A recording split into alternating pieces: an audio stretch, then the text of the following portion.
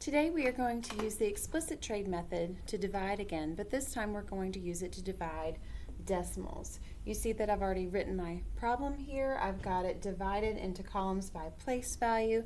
The only difference today is that there is a decimal in my dividend, and so the very first thing that I want to do is go ahead and bring that straight up into that quotient space. Now I'm ready to divide. I'm going to start with a 7, and I'm thinking, can 7 be divided by 3? And the answer is yes, so I'm going to put my 2 right here.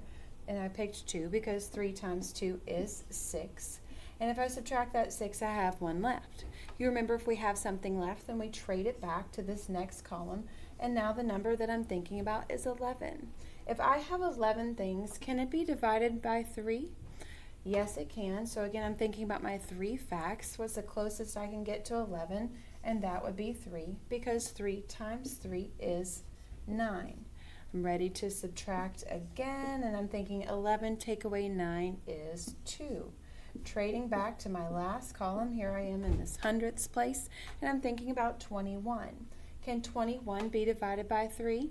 Yes, my answer to that is 7 times, because 7 times 3 is 21, and when I subtract, I get 0.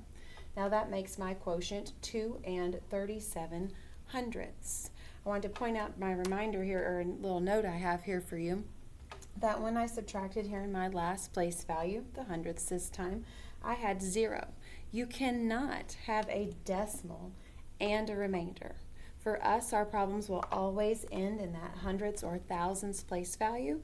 When you get older, it's possible to have something left, and they'll teach you how to continue this problem, but for 5th graders, our problem will always stop without a remainder. So if you get a remainder, that's a little clue that we made a mistake and we need to look back at our work.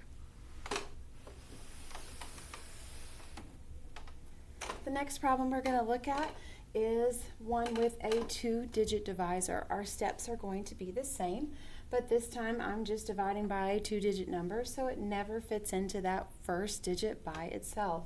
So that was my 4 here, and I've already got my 0 because it would not. 4 cannot be divided by 18, or 18 cannot go into 4. Two different ways to think about the very same thing. So I've already got my 4 traded back here, and you see that I'm thinking about 42. Well, I don't know a lot of 18s, but I do know that 18 times 2 is 36, and I feel like that's about as close as I can get without going over. Oops, almost forgot to bring up my decimal. Do that right away. But I know I'm going to use 2, and 18 times 2, like I said, I knew that one was 36. So I'm borrowing to subtract here. I have 6 left.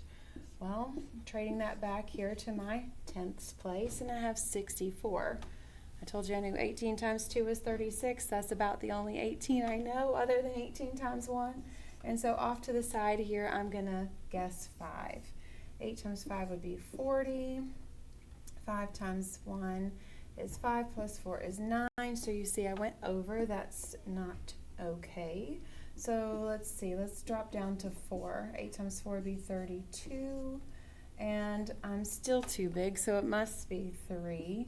18 times 3 would be 24. 54 is what I can get. So that was 18 times 3. 3 times 18 is 54. When I subtract, I have 10 left. I'm moving both digits to this hundredths place to create 108. All right, well, 18 times 5 was 90.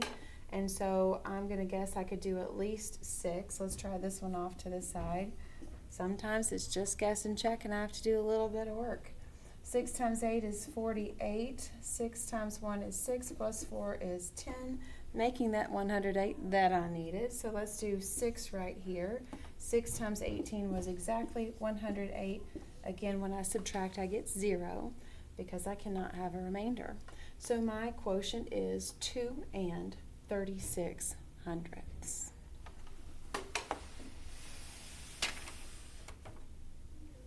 In your math journal, I'd like for you to solve these 2 problems. I've got one set up here for you. I forgot to put in those columns. Let's do that right now. Don't forget to bring that decimal right up in there to your quotient space. And then I have another one here that I want you to set up.